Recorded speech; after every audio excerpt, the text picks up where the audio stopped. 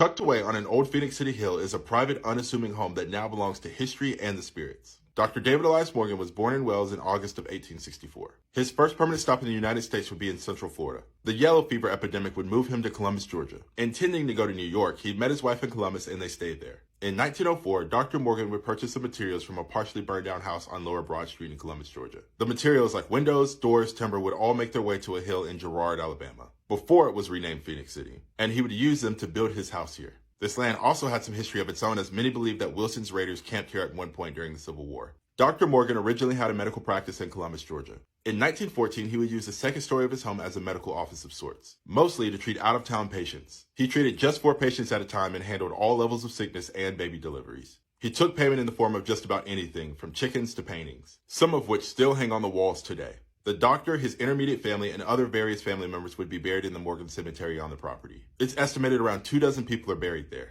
After his death, his home and his drugstore on 14th Street in Columbus, Georgia would be passed down. In more modern times, that second story was converted into 2 apartments. These apartments were used up until the 2010s. The hauntings on this property go back over 40 years. Family, friends, and neighbors have all reported varying apparitions of a woman in white or a man in black. Some have allegedly seen a woman in white that was dressed as a nurse or in a white gown. Others have reported a man in black, occasionally seeing a man in a hat and a bow tie that resembled Dr. Morgan. These apparitions have been spotted all throughout the property. In 1999, a painter photographed a woman in white standing on the second floor balcony. Painters who were working on the first floor experienced the phantom of somebody who was not there. This home, private now, so that means do not trespass, has a story to tell. And maybe it's the former caretakers who are wanting to be heard again.